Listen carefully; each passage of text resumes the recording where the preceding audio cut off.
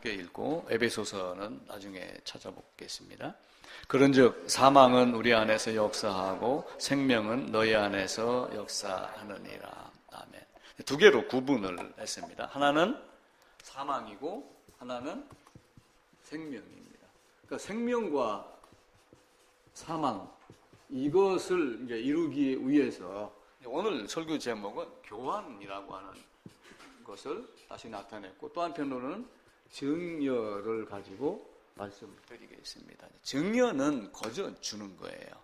아무런 대가 없이. 우리 일반적인 상속에서는 증여가 5천만 원까지 가능합니다. 근데 그게 10년마다 한 번씩 이루어집니다. 그래서 아기가 태어나면 아기를 위해서 딱 5천만 원을 미리 지금 상속을 하면 상속세나 세금 일제 붙지 않죠. 그리고 이제 10년 후에 다시 주는 거예요. 10년 이제 돈 있는 사람들은 그렇게 하는데, 이제 돈이 없어도 그런 식으로 이제 상속을 하는 경우가 있습니다. 이제 그렇지 않으면 이제 맛 교환을 하는 것이 있죠. 생명과 사망이 사실은 맛 교환을 했습니다. 예전에 어느 나라 군대 이야기입니다.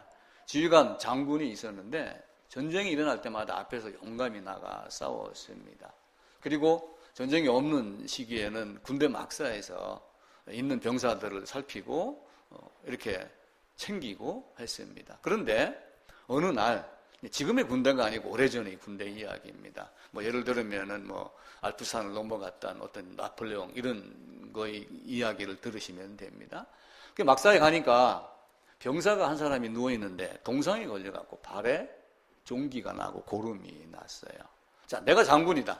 그럼 어떻게 해요, 여러분 하시겠어요? 야, 의무병 빨리 와서 저 치료해. 이렇게 하는 게 일반적입니다. 그런데 그 장군이 그 종기 나는 그 종기에 있는 고름을 자기 입으로 빨아냈어요. 그래서 주위 사람들이 야, 기가 막힌 장군이구나 이렇게 했죠. 근데 그 아들이 장군이 내게 와서 직접 내 발에다가, 그 냄새나는 발에다가 입을 대고 입으로 내 종기를 빨아냈습니다. 그래서 이제는 종기가 나섰습니다 라고 어머니한테 편지를 보냈는데, 그 편지를 받고 어머니가 통곡을 했어요. 왜 통곡을 했을까요? 이놈이 얼마 안 가서 죽겠구나, 얼마 안 가서 전사하겠구나, 이런 생각을 한 거예요. 장군한테 은혜를 입었으니 장군을 위해서 물불을 가리지 아니하고 앞에 나가서 전투를 할 것이다. 그리고 그 어머니의 말대로 얼마 지나지 않아서 그 병사가 전사를 했습니다. 그게 이제 이야기 중에 이야기입니다. 이제 그러면서 기업에서도 이런 걸 가지고 리더십이라든지 이런 이야기를 하긴 합니다. 이제 그 이야기를 갖고 오늘 교환과 증여에 대한 이야기를 드리도록 하겠습니다. 아들이 전사하기까지 앞장섰던 것은 내가 장군에게 빚을 졌다 이렇게 생각을 한 거예요. 그래서 거기에 뭐가 일어나냐면은 교환과 증여가 일어나는 거예요. 교환과 증여. 장군이 나에게 해준 것만큼 내가 갚아야지 돼요. 근데 교환은 똑같은 물건을 주고받는 겁니다. 어떤 물건을 내가 1,000원을 주고 1,000원 값어치 있는 걸 사는 거예요. 내가 1,000원을 줬는데 원주시 땅을 나에게 다 주지는 않습니다. 1,000원 같으면은 빵집에 가면 빵 하나, 아이스크림집에 가면 아이스크림 1개. 그 값어치가 다 있는 거예요. 그래서 우리가 일반적으로는 여기다가 교환이라고 할 때 등가 교환, 같은 가격 이렇게 이야기를 해요. 같은 가격으로 교환을 합니다. 그런데 장군이 병사의 발을 입에 대고, 발에다 입을 대고 종기를, 고름을 빨아낸 것이 등가 교환이냐, 아니면은 그것이 내가 생각할 수 없는 한없는 가치가 있는 거냐에 따라서 단순하게 교환이 되고 증여가 될 수도 있어요. 그러니까 증여는 무한한 사랑입니다. 내가 현진이가 코를 입으로 빨아냈습니다 라고 하는 이야기를 듣고 교환이 아니라 그건 증여다 이런 생각을 한 거예요. 그죠? 그러니까 교환과 증여는 엄청나게 다릅니다. 그리고 증여는 받았으면 받은 것만큼만 돌려줍니다. 근데 증여는 내가 받았으면 받은 것 이상으로 돌려줘요. 이걸 우리가 주님의 십자가로 연결을 시켜서 한번 생각을 해보는 겁니다. 그래서 교환은 같은 가치가 있는 물건, 물물 교환, 이런 상태가 되는 거예요. 자, 서로 주고받는 뭐 이런 게 있잖아요. 예를 들면 외국 여행을 간다. 그럼 환전한다 그러죠. 환전한다. 그러니까 교환의 익스체인지라고 하는 영어를 쓰는데 환전할 때 익스체인지를 쓰잖아요. 근데 미리 하면은 제값을 돈을 환전을 더 많이 받습니다. 세금 그 환율이 좀 뛰는 건 뭐죠? 환전 생가하는 그것도 좀 덜 내고. 공항에 가까울수록 더 내가 더 많은 걸 드리는 거예요. 자, 예를 들어서 신앙도 마찬가지입니다. 지금 여기서 내가 주님을 알아가는 것과 방탕하게 살고 그러다가 마지막 순간에 딱 깨달았을 때 바울은 뭐라고 그랬어요? 저 막 못된 짓, 그 예수 믿는 자를 죽이는 이런 많은 걸 했다가 어느 날 딱 깨달고 나서는 내가 죄인 중에 괴수야. 이렇게 얘기를 했듯이 그 시점이 가까워질수록 괴수구나 자기가 더 많은 것을 드려야지 등가 교환의 형식이 이루어지는 거예요. 근데 이제 그게 깊이 알면은 증여라고 하는 것. 그러니까 증여는 아무런 대가도 바라지 아니하고 순수하게 주는 겁니다. 나에게 만약에 돈이 50억이 있다고 그래 보세요. 그럼 내가 아들, 딸들에게 돈을 만약에 10억씩 나눠준다. 그럼 뭘 바라고 주겠어요? 아니면 그냥 주겠어요? 그냥 주는 거, 그거는 교환이 아니라 증여의 개념이 되는 겁니다. 그래서 장군이 아주 지혜로워서 이걸 계산을 하고 빨았으면은 교환이 되는 거고, 그런 것 없이 순수하게 빨았으면은 증여가 돼요. 자, 그럼 예수님의 사랑은 계산을 한 십자가였을까요? 증여를 위한 십자가였을까요? 증여의 개념이면서도 교환의 개념이 있는 거예요. 이 두 가지를 우리가 다 동시에 이해를 해야지 돼요. 그러니까 그 전사한 장병이 교환으로 생각하고 죽었을까? 아니면 증여로 생각하고 죽었을까는 우리의 생각입니다. 그건 모릅니다. 그 사람에게 대해서 해당이 되는 거예요. 자, 베드로가 코바디스 도미네라고 하는 그 코바디스 영화를 보면은 박해가 막 일어나니까 자기 소년 하나를 데리고 로마를 벗어납니다. 그런데 갑자기 야 여기서 좀 쉬자 하고 뭐 어쩌고 저쩌고 이야기를 하는데 갑자기 소년 입에서 뭐가 말이 툭툭툭 튀나와요. 그러면서 네가 어디를 가느냐? 네가 지금 나가기 때문에 내가 들어간다. 이렇게 하면서 주님이 그 소년의 입을 통해서 말씀을 하셔요. 그러니까 베드로가 그 말을 너 뭐라고 그랬어? 다시 해봐. 예? 내가 뭐라고 했죠? 베드로가 그걸 탁 알아들은 거예요.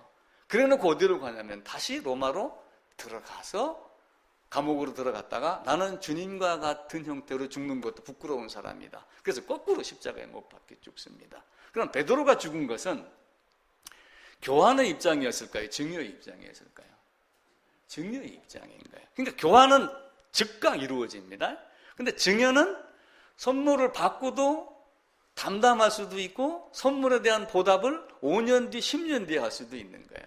그러니까 베드로는 처음에는 멋모르고 설치고 막 이렇게 하다가 시간이 갈수록 나중에 그 사랑이 너무 크기 때문에 그 사랑을 되갚는 형태를, 사실은 갚을 수 없는 것이 사랑이지만 자기의 삶으로서 하나님이 증여를 통해서 나에게 나타내준 사랑을 보여주는 거예요, 사실은. 베드로뿐만 아니라 바울도 그런 삶을 사는 거죠.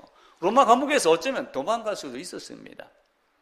정약용이나 뭐 이런 사람들, 예를 들어서 어딜 감옥에 귀향을 갔습니다. 호준이 귀향을 갔습니다. 군사 지키는 사람 한 명이 있어요. 그럼 만약에 마음만 먹으면 그 도망가지 못하겠어요? 그럼에도 불구하고 거기서 자기의 일을 하며 하나님의 일을 했던 이런 베드로와 바울의 입장을 본다면은, 그럼 여러분은 교환과 증여 중에서 어떤 삶을 살고 있는 거예요? 확실하게 교환이 됐다면 증여도 알아야지 되고, 증여를 안다면은 증여에 대한 삶의 열매가 피어나서 향기가 하늘에 상납이 돼야지 됩니다. 그러니까 장군과 병사를 주님과 나라고 한번 생각을 한번 해보세요. 장군에게 별 2개에게는 대령도 별 하나 앞에서는 고수경례를 축적합니다. 대령과 별 하나의 차이는 뭐 몇십 개의 차이가 난다, 뭐 이런 이야기를 합니다. 그만큼 차이가 많이 나요. 대학교 1학년 입학을 합니다. 그럼 1학년 선배들이 괜히 집합시켜 놓고 MT 가면 뭐 기합 주고 뭐 하고 뭐 하는데도 꼼짝없이 가서 당하다가 못 먹는 술도 먹고 죽는 친구들도 있잖아요.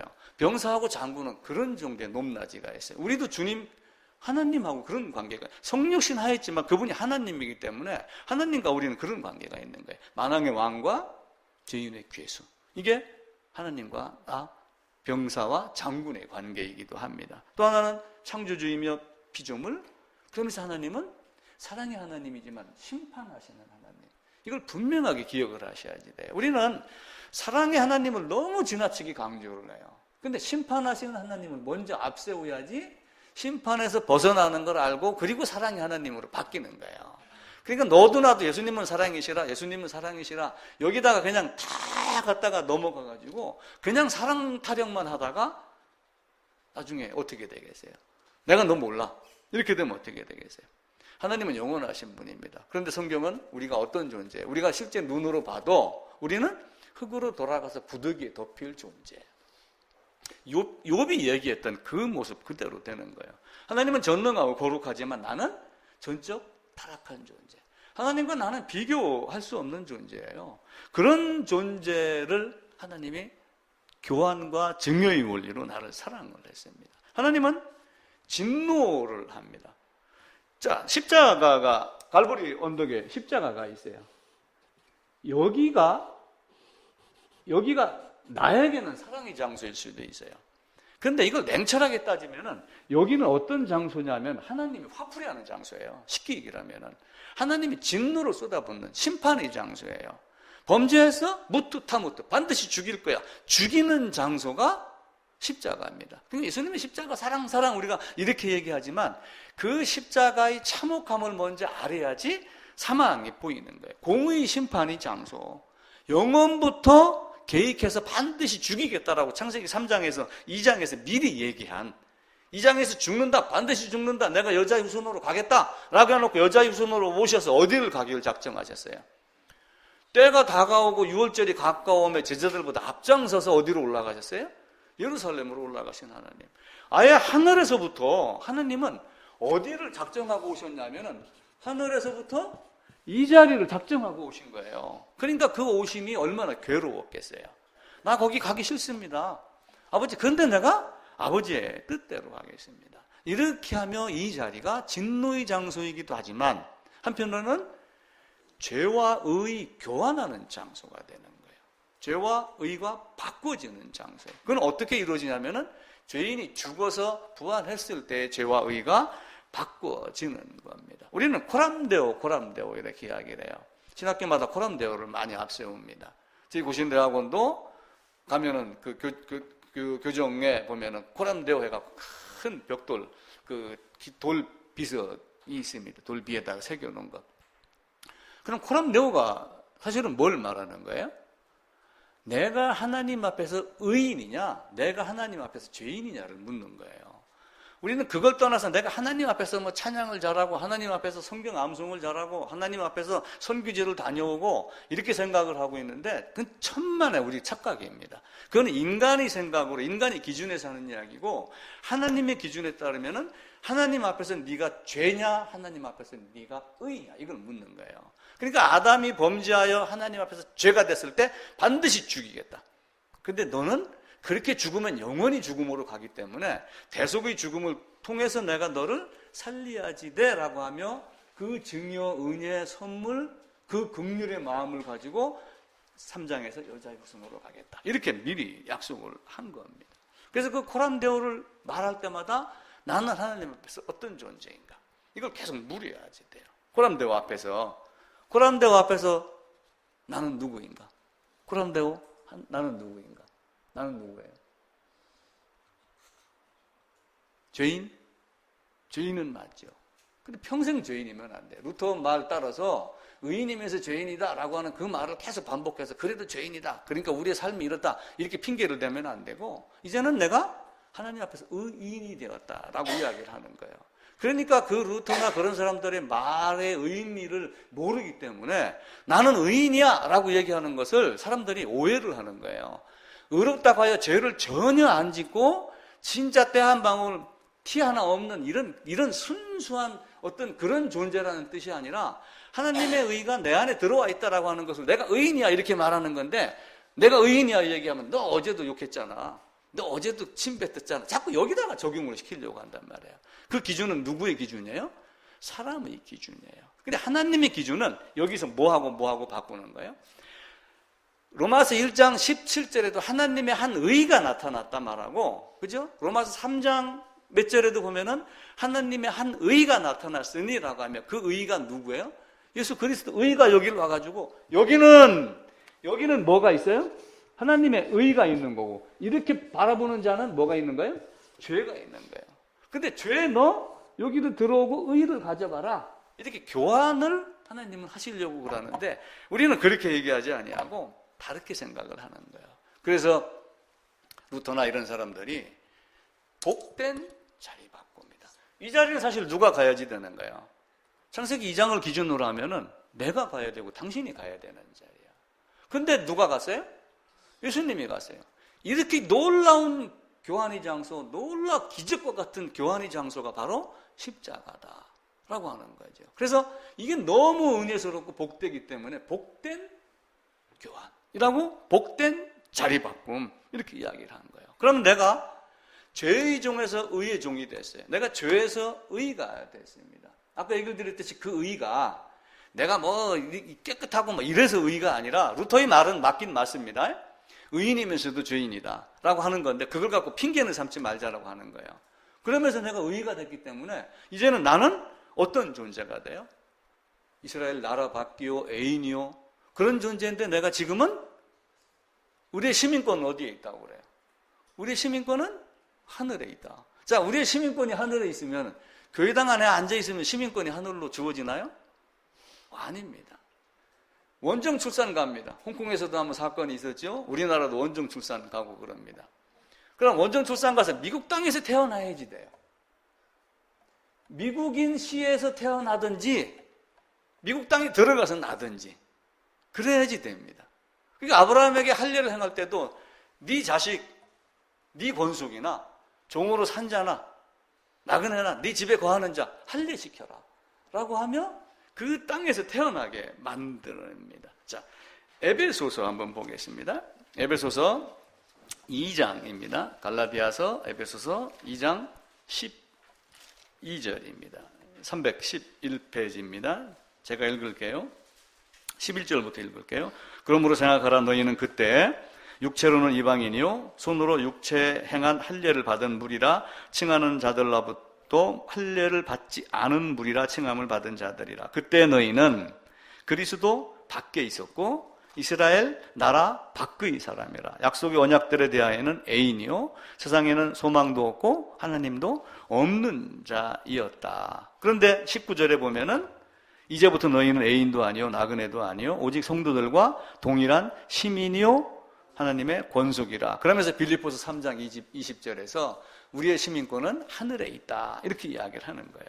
그런데 12, 13절, 19절로 건너뛰어서 읽었지만 13절부터 18절까지 보면은 주님의 십자가가 그 앞에 들어갑니다. 죄와 의를 교환하는 장소, 의를 나에게 주기 위하여 죄가 담긴 그릇을 깨버리고 새로 만들어서 깨끗한 그릇 안에다가 의를 담게 하기 위한 것들이 여기에 주어집니다. 이제는 전에 멀리 있던 너희가 그리스도 예수 안에서 그리스도의 피로 가까워졌느니라. 그러니까 예수님의 피를 흘렸기 때문에 내가 죄에서 없어졌다 이렇게 단순하게 이야기할 수도 있습니다. 모든 사실을 다 알면은. 근데 알맹이를 모르고 이것만 읊으면은 수박 겉핥기에 불과한 거지요.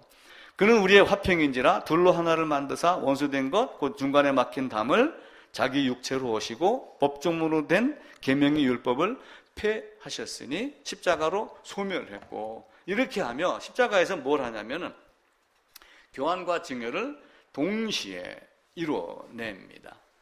그 기적과 같은 교환은 우리의 지혜로 생각할 수 없는 것, 그 가치는 우리가 감히 따질 수 없는 그런 가치.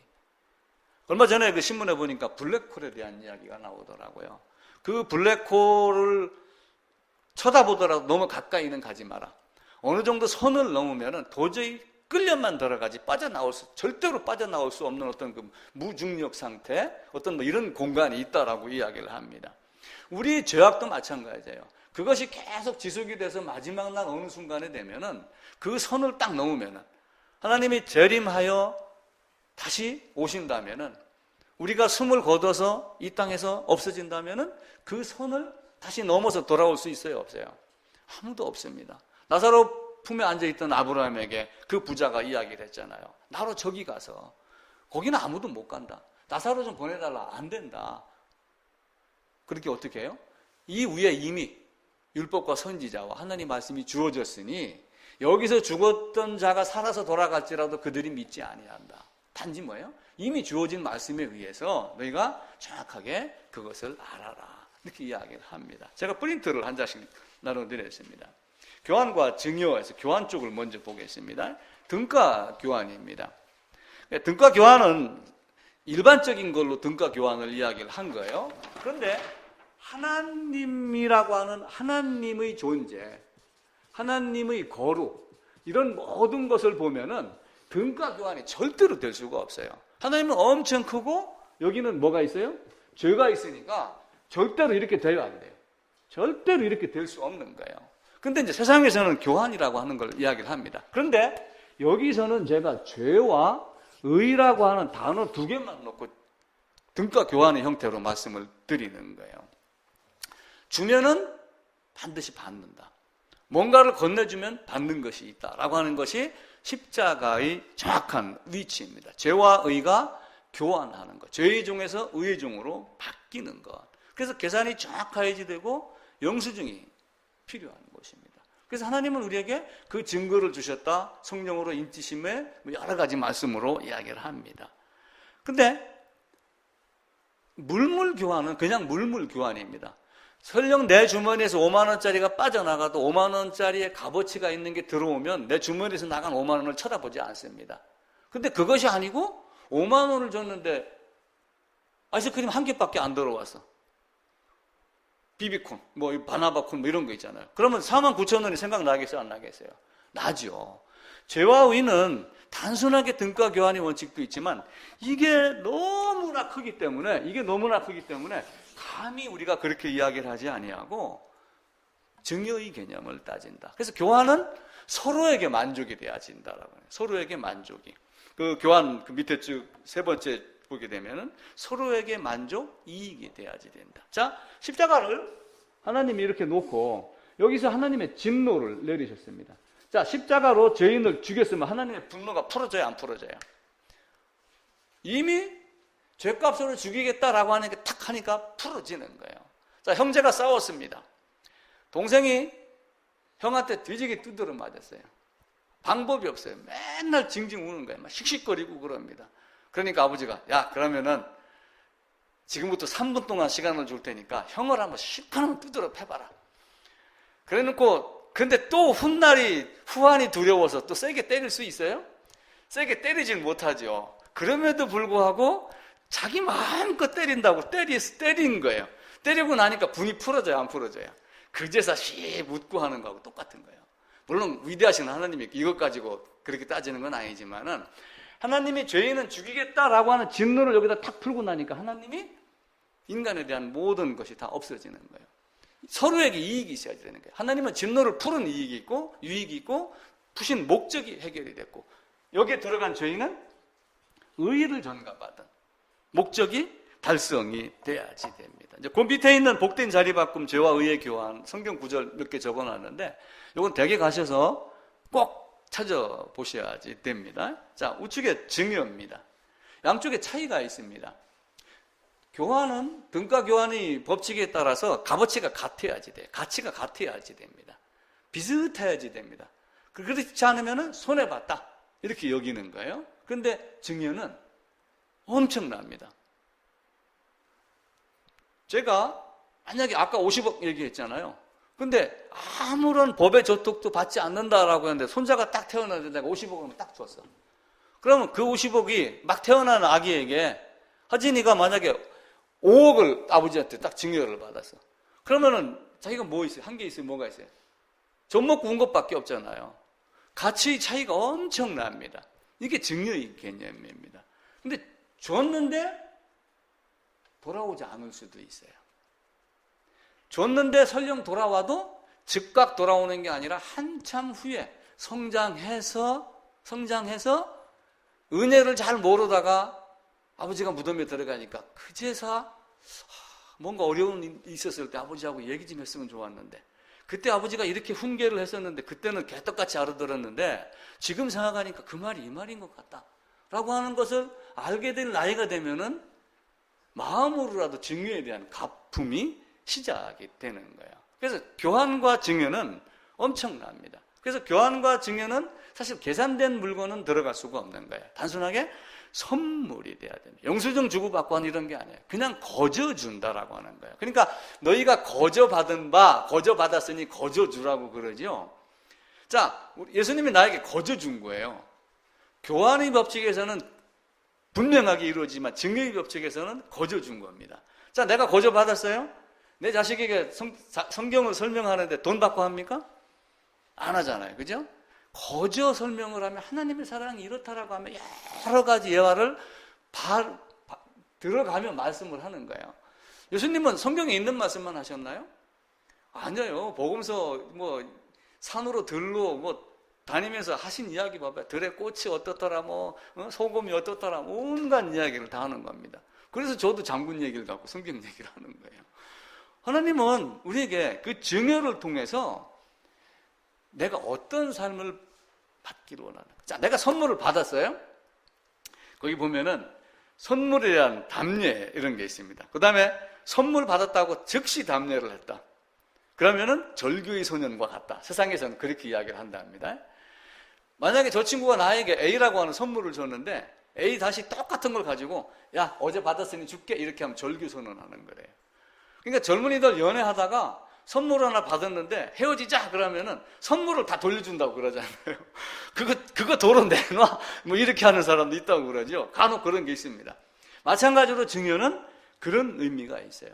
그리고 증여를 받으면 답례를 하지 않아도 되지만 답례가 늦어질 수도 있다라고 하는 것. 그래서 그 답례는 우리의 삶으로 드러내는 것이 원칙이다. 성경은 그래서 그러므로 그러나 이렇게 하면 너희가 앞에서 어떻게 은혜를 받았기 때문에 어떻게 살아라 라고 하는 것으로 설명을 합니다. 그래서 교환과 증여의 장소는 십자가입니다. 그리고 그 완성은 부활로 모든 것을 완성해 줬습니다. 근데 그 교환이, 그 증여가 사실이 아니에요. 이걸 어떻게 알아요? 이건 믿음이라고 하는 것, 이해의 도구가 아니면 알 수 있는 방법이 없어요. 그래서 로마서에 봅시다. 로마서 1장 한번 찾아봅시다. 로마서 1장 17절입니다.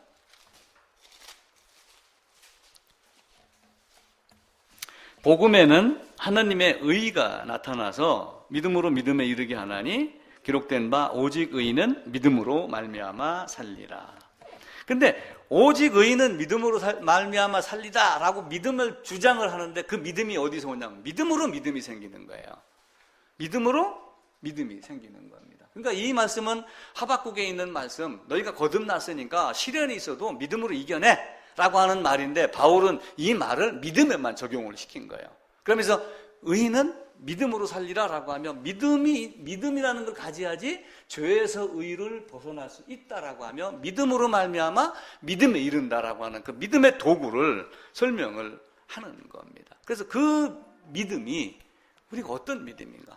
그럼 여기서 등가 교환 형태로 죄와 의가 바뀌었다는 걸 내가 어떻게 알아요? 믿음으로 아는 것 이해는 없습니다. 그래서 신약을 설명하기 위해서 사실은 구약이 이미 있는 거예요. 중학교 가기 위해서 초등학교가 있고 고등학교 가기 위해서 중학교가 있고 이렇게 하듯이 구약 전체에서 누구를 가리키냐면은 예수 그리스도를 가리켜요. 구약에서 예수를 발견하지 못하면 신약에서 예수인 제대로 이해하기가 어렵습니다. 왜냐하면 거기는 그냥 십자가, 오신 목적대로 죽으심라고 하는 것밖에 안 되고 바울이 베드로가 부연 설명을 했지만 사실은 바울 베드로도 구약에 있는 성경을 끌어다가 설명을 한 거기 때문에 구약에서 예수를 만나지 못하면 신약에서 예수를 만나기가 굉장히 어렵습니다. 그 십자가는 누구만 가는 자리예요? 예수님만 가는 자리인데 내가 가도록 한 것이 은혜 중에 은혜가 됩니다. 자,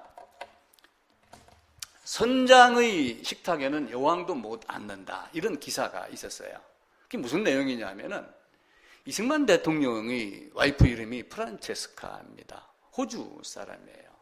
결혼을 해갖고 이승만 씨가 대통령이 되면서 이승만 대통령의 이제 영부인, 국민으로는 그렇게 불려지게 되죠.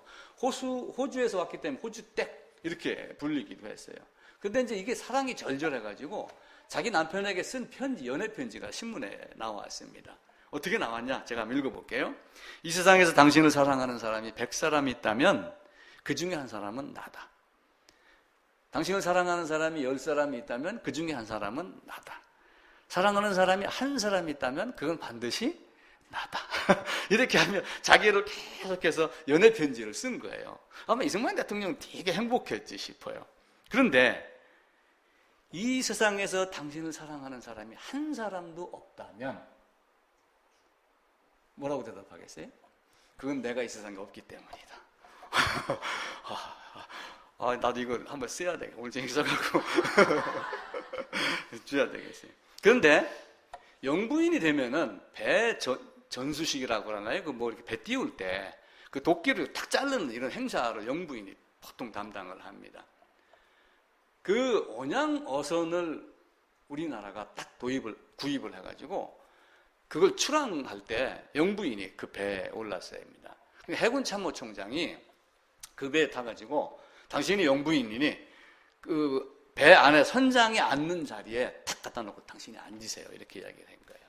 그러니까 프란체스카 여사가 이 식탁은 배 주인은, 배장은 누구예요? 선장이다. 그 자리에 내가 앉으면 안 된다. 이 자리는 영국 여왕도 앉지 않는다. 그래서 지금 전통이 배에 올라가면 대통령도 그 자리에 앉지 않는다. 이렇게 되어 있어요. 그걸 딱 보면서 제가 생각난 게 예수님의 십자가는 누가 가요? 예수님 한 분만 가는 거예요. 그런데 은혜라고 하는 은혜 위에 은혜 때문에 누가 거길 가요? 교환이라는 법칙, 증여라는 법칙 때문에 내가 거길 갈 수가 있는 거예요. 근데 내가 직접 간 것이 아니라 믿음으로 갔고 대속으로 갔고 대신으로 간 건데, 근데 대신 대속인데 그걸 또 가만히 뜯어보면은 진짜 내가 간 거가 되는 거예요. 그 말을 할 수 있을 정도로 여러분이 확실하게 십자가가 보여야지 돼요. 그게 아니고 그냥 그저 대속했어, 대신 갔어 이렇게만 해갖고 떠버린다면은 그 신앙은 신앙이 아니고 종교에 불과할 수가 있습니다. 예수님의 그래서 제가 그 여름에 겨울에 가놓고 십자가 행진하지 말라. 제가 그 이야기를 드리는 거예요. 하나님이 이 땅에 오셔서 죽기로 작정한 것은 영원 전부터 계획을 한 거예요. 그래서 제가 어떤 말씀 드렸죠?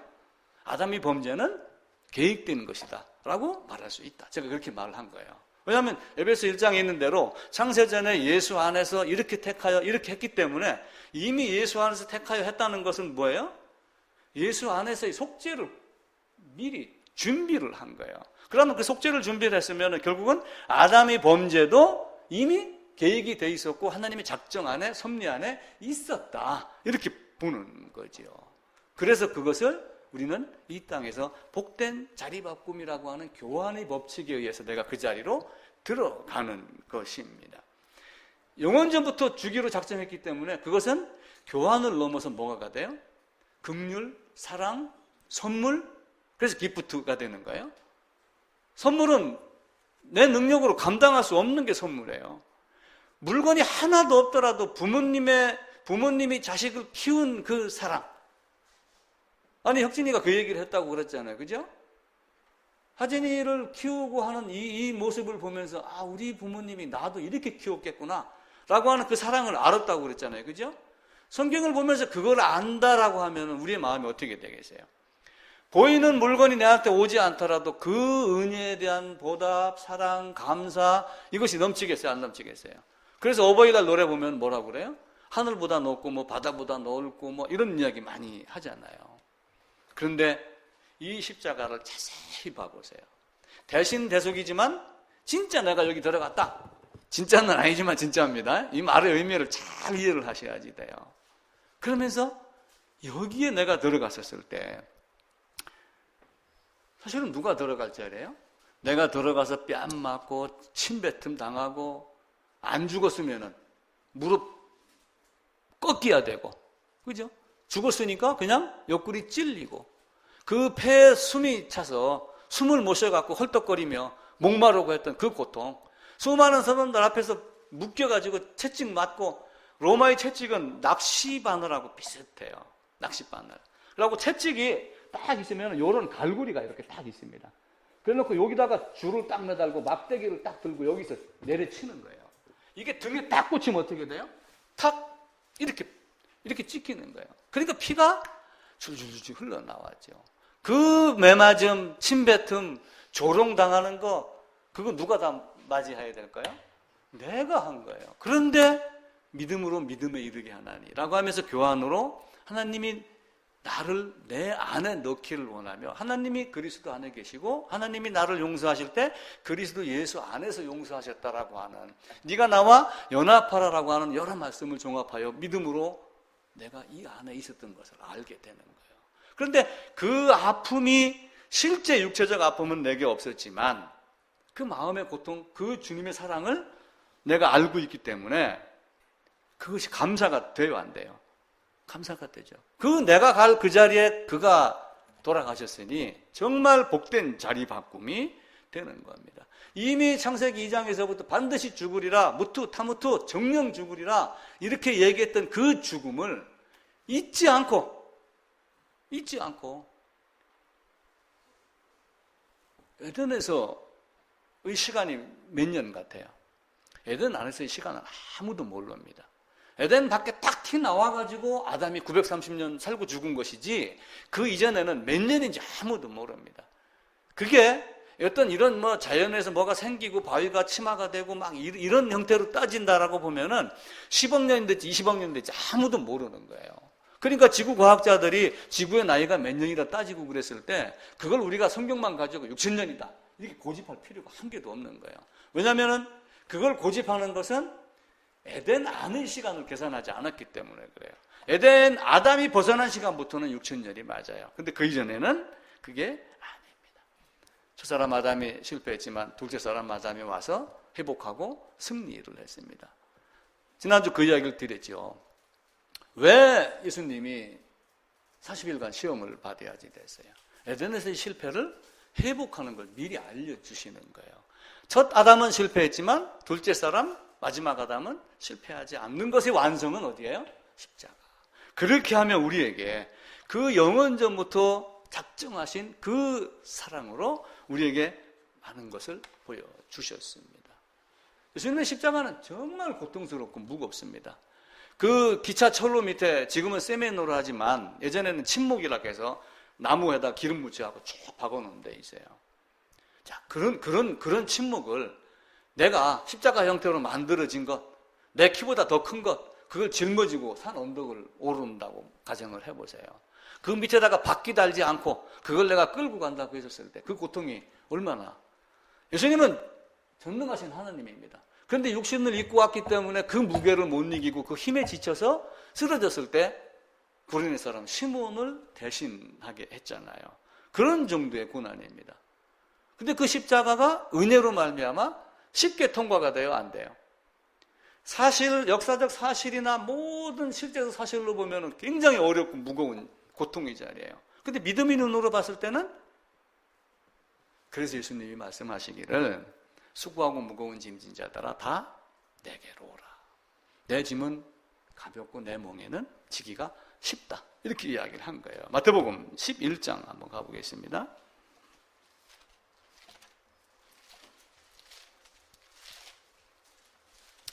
11장 30절입니다. 18쪽이네요. 28절부터 같이 읽읍시다. 수고하고 무거운 짐진 자들아 다 내게로 오라. 내가 너희를 쉬게 하리라. 나는 마음이 온유하고 겸손하니 나의 멍에를 메고 내게 배우라. 그리하면 너희 마음이 쉼을 얻으리니 이는 내 멍에는 쉽고 내 짐은 가벼우니라. 잘못하면 예수님이 다 해놨으니까 예수님 사랑에 감격해서 쉼을 얻는 그런 쉼이기도 하겠지만 한편으로는 내가 짊어져야 될 그 십자가를 우리 주님이 짊어지셨기 때문에, 그리고 그 안에 내가 있었기 때문에 그 짐은 가볍고 내 멍에는 쉽다. 넌 내 안으로 들어와라. 이렇게 하며 예수님이 이 땅에 가서 십자가를 진 것을 누가 진 것 같이 여겨줘요? 내가 진 것 같이 여겨주시는 하나님. 그래서 이 앞선 선지들 몇 분이 그런 이야기를 했어요. 그 십자가를 하나님은 내가 진 것 같이 여겨주신다. 그 십자가의 고통 모든 것을 내가 당한 것 같이 여겨주시는 하나님. 그래서 은혜 중에 은혜다라고 하는 거예요. 예수님이 오심 자체도 요한복음 1장에서 은혜 위에 은혜다라고 하지만 내 짐은 내 멍에는 쉽고 가볍고 그러면서 이것을 내가 진 것으로 여겨주기 때문에 은혜 위에 은혜고 그게 가볍고 그게 사랑이고 내가 맞고 내가 수많은 사람들 앞에서 어쩌면 창피당하고 화가가 그리기를 가려놨지 실제는 어떻게 했겠어요? 헐레당 벗겨놓죠. 그죠? 통으로 짠 옷 그거 주로 입고 다녔던 그 시대에 그렇게 했겠어요? 그렇지 않아요. 지금은 옷을 입고 뭐 팬티도 입고 뭣도 입고 막 이렇게 하고 그러지만 옛날 사람들은 어떻게 했어요? 그냥 겉옷 하나 가지고 사는 거예요. 그 시대, 그 교환, 그 증여 그것을 통해서 우리가 얻은 것이 얼마인가. 자, 레위기 16장에 가면은 아사셀 염소에 대한 이야기가 나옵니다. 아사셀 염소의, 자, 아사셀, 레위기 16장 읽어가면서 한번 다시 봅시다. 16장 21절입니다.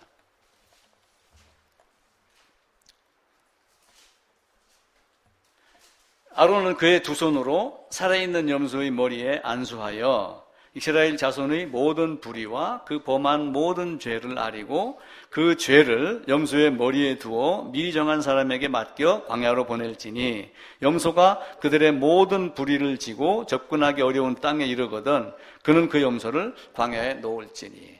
자, 모든 불의를 짊어지고 간다고 그랬어요. 모든입니다. 모든 불의, 모든 죄.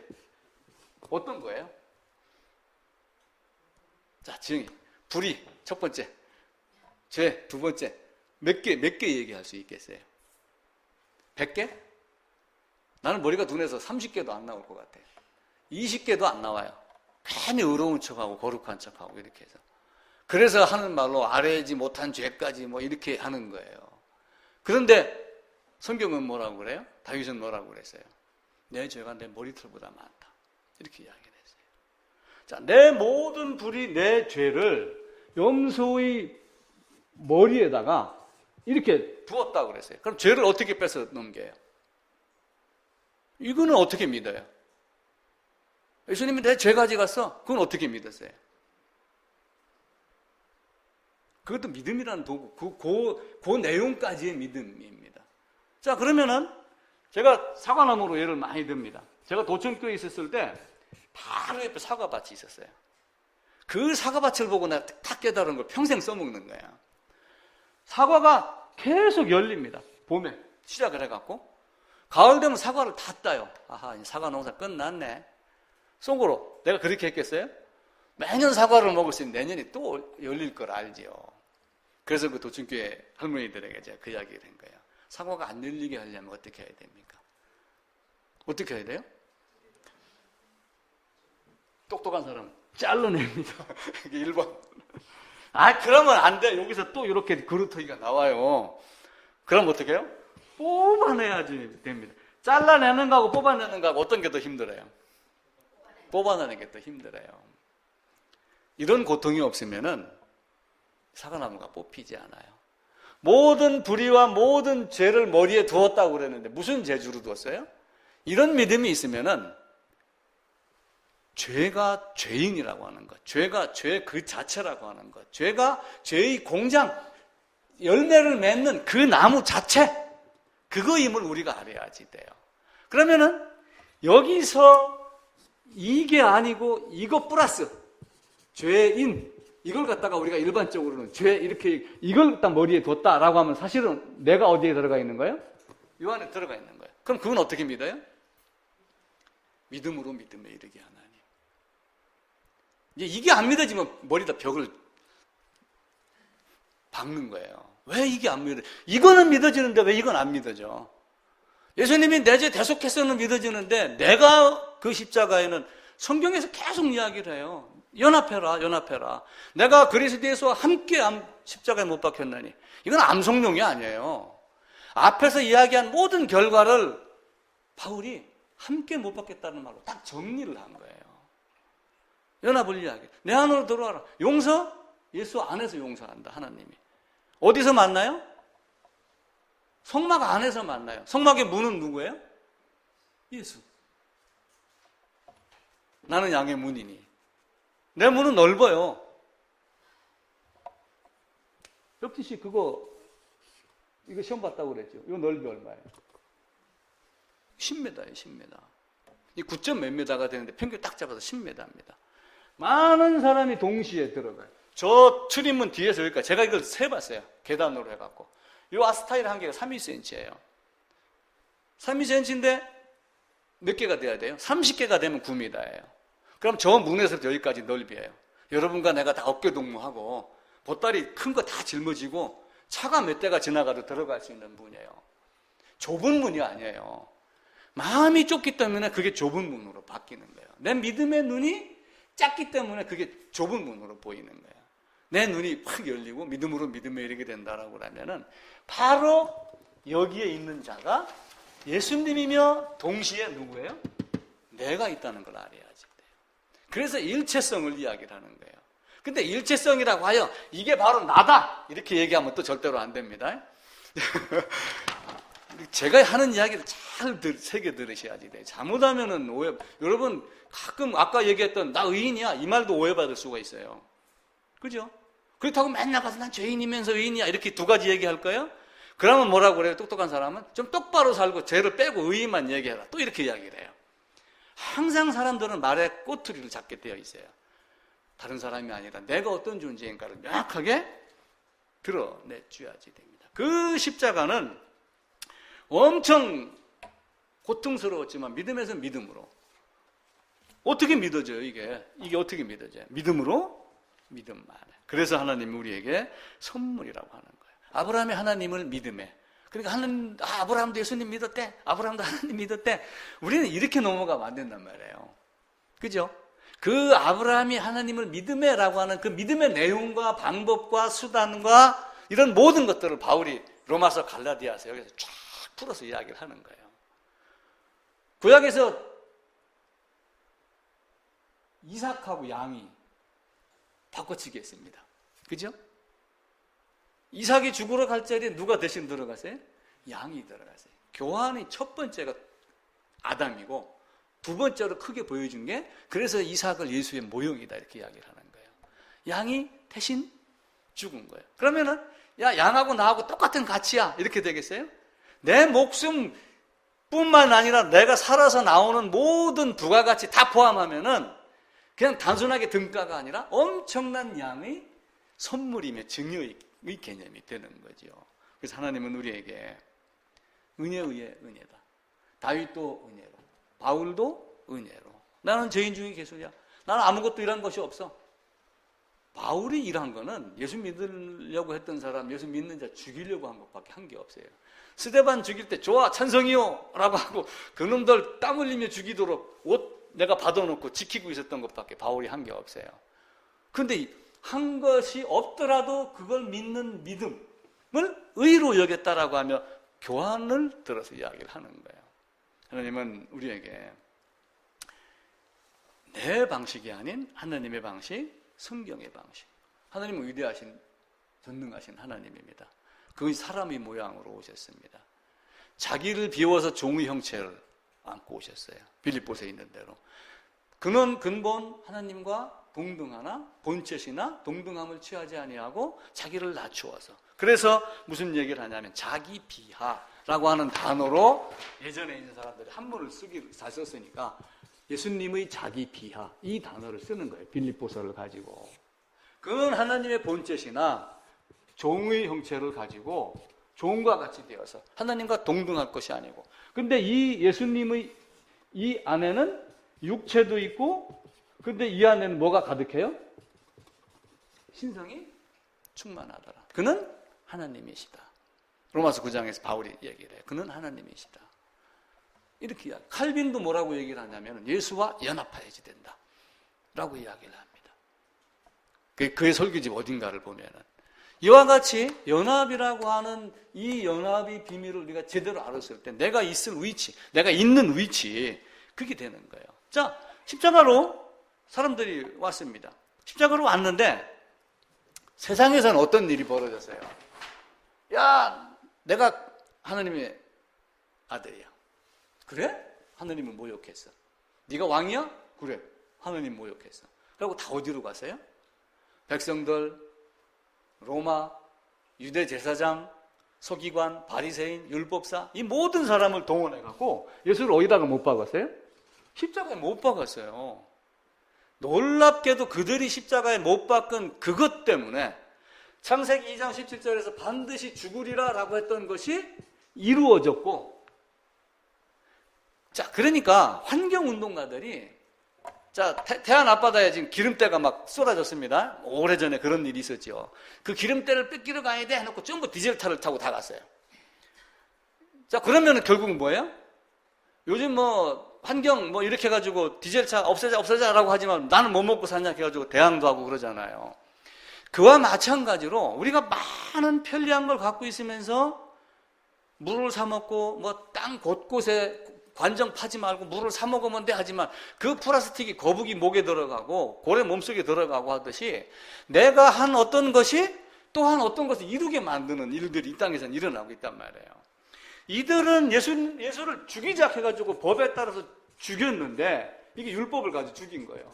근데 놀랍게도 율법은 뭐라고 얘기하냐면 죄인은 죽어야지 된다는 율법을 여기서 성취를 시켜버리는 거예요. 놀랍죠, 그죠?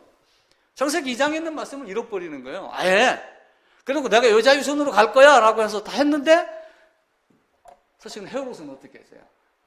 내가 왕인데 어느 놈이 왕이야. 오기만 해봐라. 가서 알아보고 있는 데를 좀 가르쳐줘. 내가 가서 예배할게 해놓고 죽이려고 준비를 하고 있었다. 이게 세상 사람들의 본심이란 말이에요.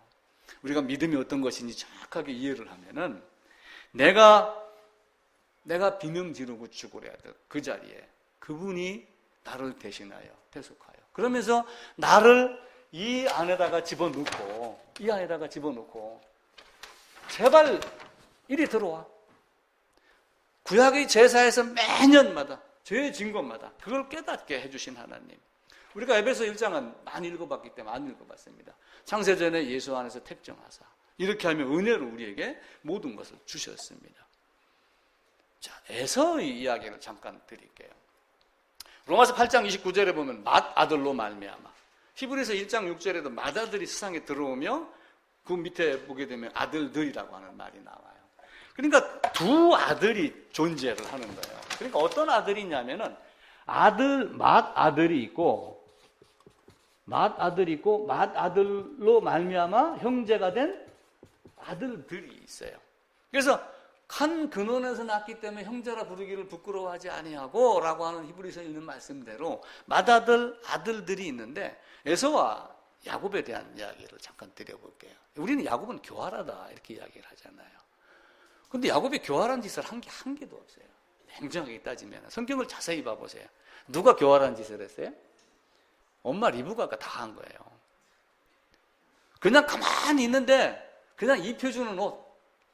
만약에 야곱이 에서와 그런 사건이 있은 다음에 즉각 집을 떠났다라고 하면 연대표를 거꾸로 계산해 나가면 그때 야곱의 나이가 77세입니다. 77의 노인네가 이삭이 60세 났으니까 한 100 몇 살 되는 엄마가 그래도 너는 내 새끼 이리 와 옷 입어. 전부 다 누가 다 해줬어요? 리브가가 다 해준 거예요. 에서의 옷은 누가 보관하고 있었어요? 성경에 보면은 우리 창세기 한번 찾아봅시다. 창세기 27장입니다.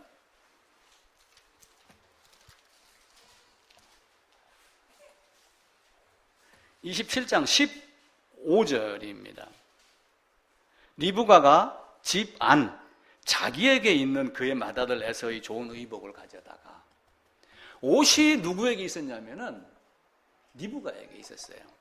옛날은 결혼식 할 때 우리는 신랑집에서 혼수를 보냅니다. 신부에게 옷 깔끔하게 해 입고 오라고. 그 풍속이 남아서 이제 돈도 이렇게 주고받고 지금 그렇게 하잖아요. 고대 근동의 이스라엘에 결혼할 때는 옷을 미리 보냅니다. 그 옷은 누가 갖고 있어요? 내가 갖고 있어갖고 리브가가 이삭을 맞으러 올 때도 가가지고 그 종이 뭘 보냈냐면 보물과 옷을 건넸어요. 그걸 입고 오는 거예요. 내가 준 그 옷을 입고 왔느냐 안 왔느냐가 문제가 되는 것이지 내가 준 옷보다 더 화려하고 좋은 옷 이걸 따지는 게 아니에요. 성경은 예수의 옷을 입었느냐 안 입었냐를 묻는 것이지 다른 옷을 이야기하는 게 아니에요. 우리가 그걸 명백하게 아셔야지 됩니다. 지금은 아파트 문 탁 잠그면은 옆집에서 싸우는 소리 잘 들려요, 안 들려요? 층간 소음 때문에 가끔 다투긴 다퉈요. 근데 피아노 치는 것도 유리를 타고 이렇게 들어와서 그렇지 딱 밀폐되고 작은 소리로 얘기하면 거의 안 들립니다. 근데 옛날에는 어떻게 했어요?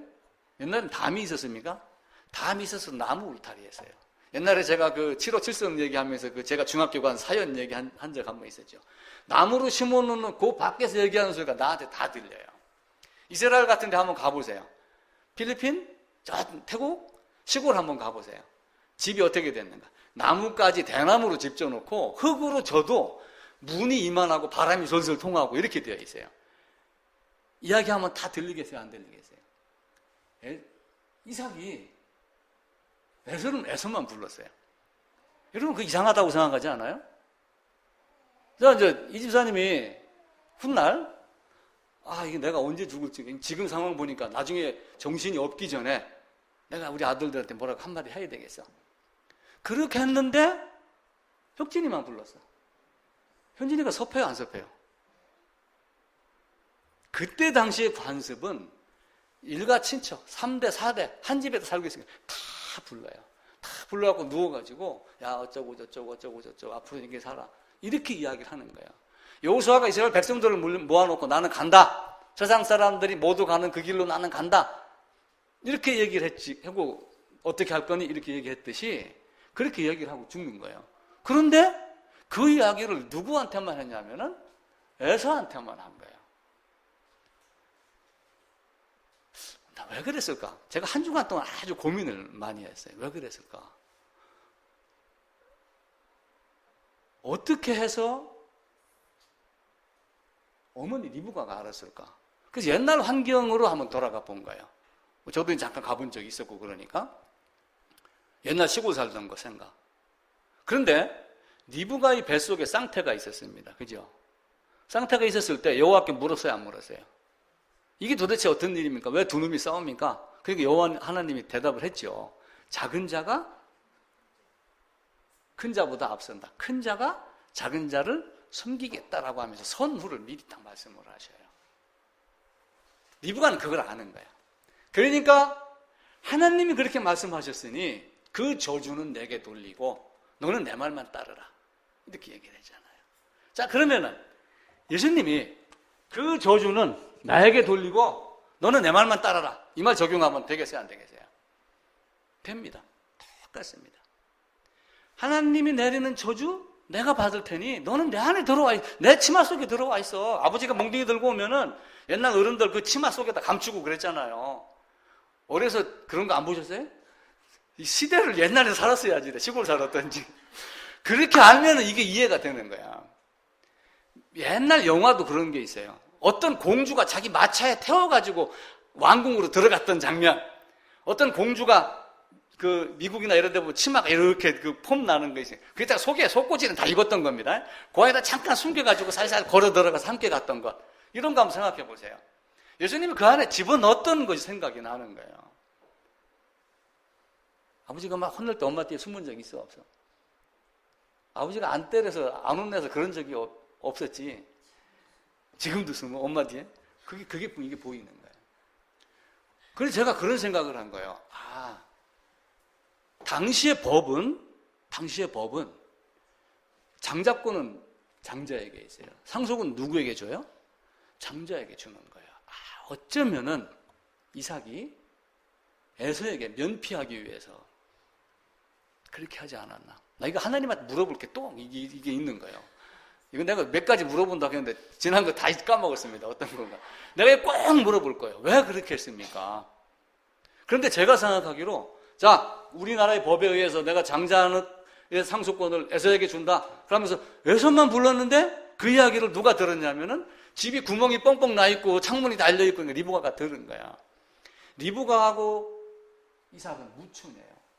삼위 하나님의 위격의 차이가 없는 거하고 여러분 연결을 시켜보세요. 나보고 지나치게 영예한다 생각하면 안 됩니다. 그 괜히 영적으로 해석하지 자꾸 이런 사람들은 그렇게 생각하는데 영예가 아니에요.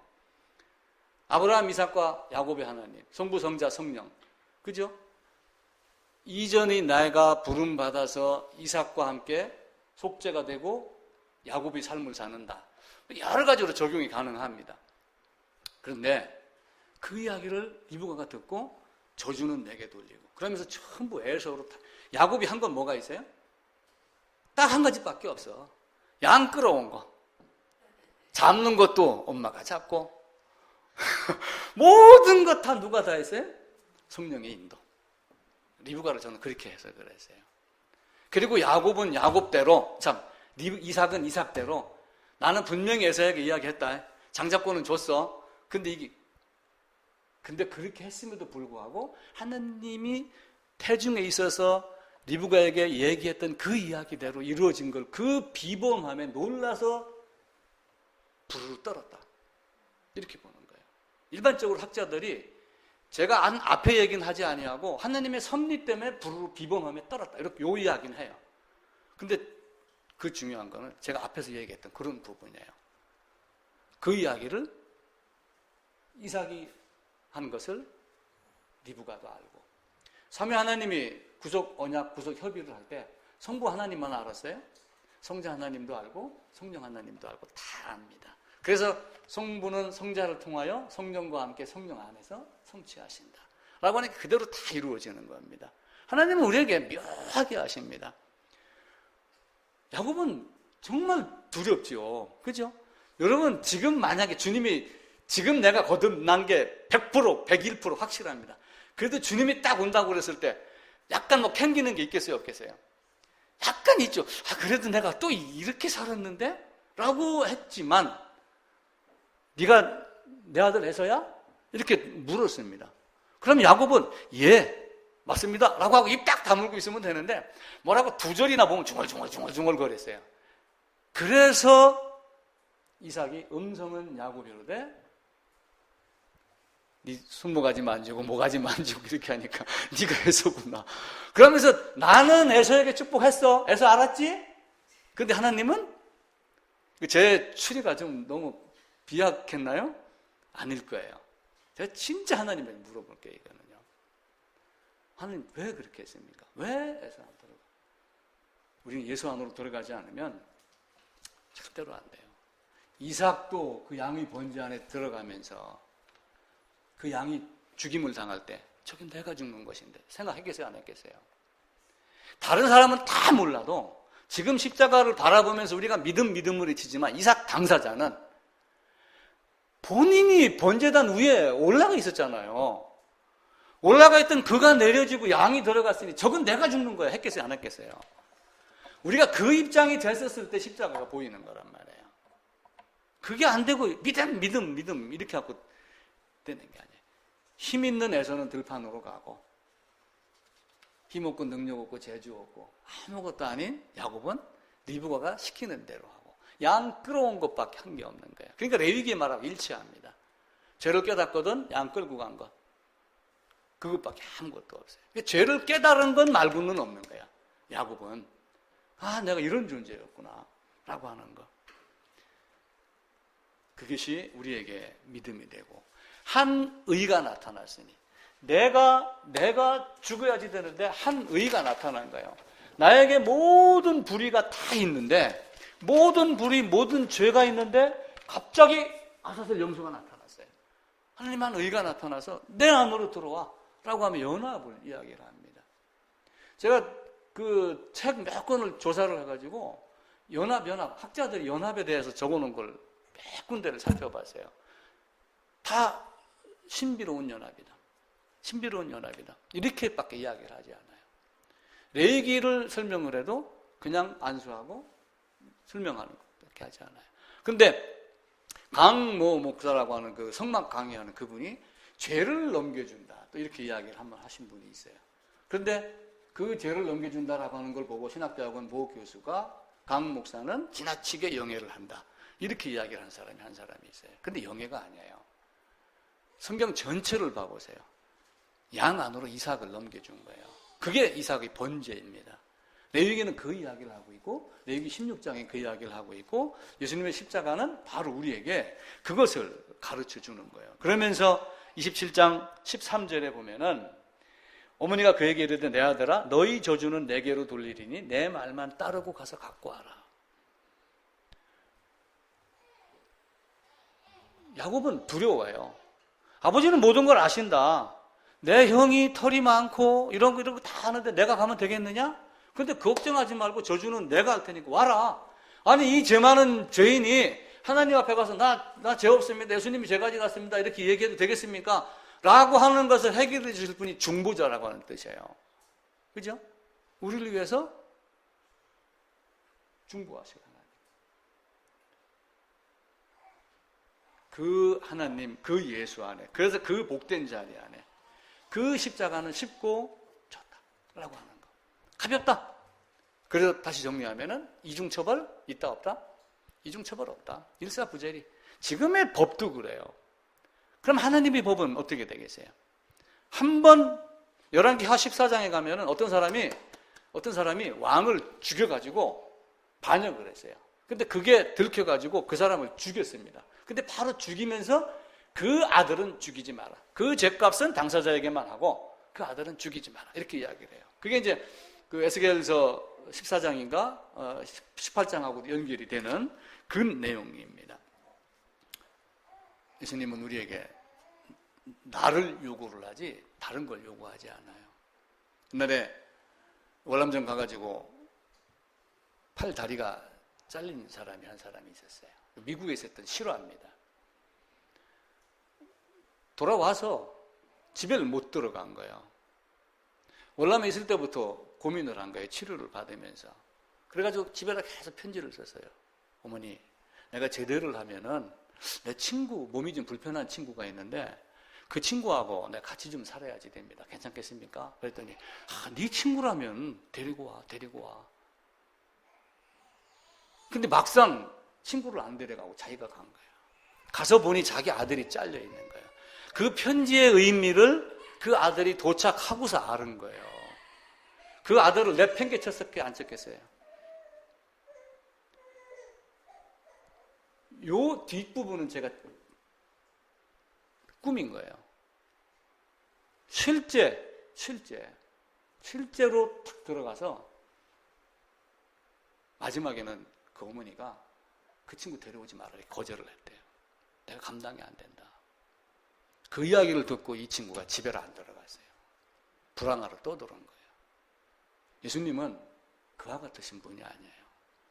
세상은 버릴지라도 나는 너희를 버리지 아니하리라. 내가 너를 눈동자와 같이 지키겠다. 하나님 우리에게 그렇게 말씀하셔요. 그게 하나님의 사랑입니다. 그 사랑을 우리가 철저하게 알고 오늘 교환과 증여로 말씀을 드렸습니다. 등가 교환이지만 그 가치가 너무 크기 때문에 등가가 아니에요. 오라 이렇게 이야기를 해요. 오라 와서 변론해보자. 네 죄가 진홍 같을지라도 양털같이 희리라. 그러면서 이사야서 55장에 보면은 와서 돈 없이 값 없이 사 먹어라 사라 이렇게 이야기를 해요. 근데 사람들은 돈 없이 값 없이 사라라고 하니까 사라라고 하는 말에 돈을 투자를 하는 거야. 교회 와서. 물론 헌금을 해야지 월세도 내고 이렇게 하는 건 사실입니다. 그런데 그것 가지고 면벌부를 만들고 그것 가지고 세계에서 제일 큰 교회당 만들고 성공했다라고 이야기를 하고 있고 이렇게 되기 때문에 문제가 있는 거예요. 하나님은 우리에게 그걸 원하지 않아요. 와서 사되 죄를 주고 의를 사라 그 얘기예요. 맞교환하라. 근데 죄를 안 내놓고서 뭘 내놔요? 자기의 행위의 열심, 행위의 공로를 내놓으려고 하기 때문에 이 땅에 문제가 생기는 거예요. 여러분은 저는 내일 모레 목요일 날 어느 교회 목사 위임식 한다고 이제 같은 시찰 안에 거길 가야 됩니다. 그래서 제가 마누라하고 얘기를 하다가 야, 참 어느 분은 위임식도 하고 나는 막 평생 기도소 목사로 살다가 하네. 근데 그게 부러워요, 안 부러워요? 그게 안 부러워요. 내가 뭘 가졌느냐? 내가 가진 가치가 뭐냐라고 하는 거예요. 그걸 알았다면 우리의 삶이 달라집니다. 이몽룡이가 왜 거짓골 하고 다녔어요? 그렇게 해도 왜 부끄러워 아니했어요? 그가 본 뒤 어떤 자라고 하는 걸 자기가 갖고 있기 때문에 그래요. 시간과 때와 장소만 딱 되면은 암행어사 출도요. 이걸 잊을 수 있는 그게 있기 때문에 그는 거지 분장을 해도 즐겁고 모든 것이 다 즐거운 거예요. 진짜 거지가 아니잖아요. 근데 아무것도 재뿔이 가지지도 않고 거지가 있고 아무것도 가지지 않으면서 어느 한순간 사기꾼이 넘어갈 그런 부자도 있잖아요. 진짜 자기가 가져야 될 것. 어쩌면 예수님은 암행어사 출도요라고 하는 거하고 똑같은 모습으로 내가 왔노라. 근데 왜 너희는 암행어사 와서 한 일이 뭐예요? 변사또 손에서 춘향이 구해내고 탐관오리 서울로 압송하고 뭐 이런 거 있잖아요. 그죠? 그런 걸 한 거예요. 예수님 오셔서 가난하고 힘들고 약하고 병들고 한 자를 높이고 부자고 권세 있는 자를 낮추고 한 그 모습하고 그렇지. 이제 다 마음속에는 새겨져 있을 거야. 나중에 끄집어내면 레코드 딱 나온다. 그래서 우리 마음이 진짜 늘 새로워야지 됩니다. 제가 시작하고 기도하면서 새소리에 대한 이야기를 했는데 우리의 마음에서 어떤 성경 말씀이 형식적으로 이렇게 나오는 건 녹음된 새소리하고 똑같은 거예요. 근데 그것이 아니라 단 한 줄이라도 진짜 어떤 기쁨과 깨달음에 의해서 나오는 것을 여러분들이 가지고 살으셔야지 됩니다. 그러면은 그보다 더 행복한 게 어디 있어요? 그럼 우리의 삶이 더 달라질 겁니다.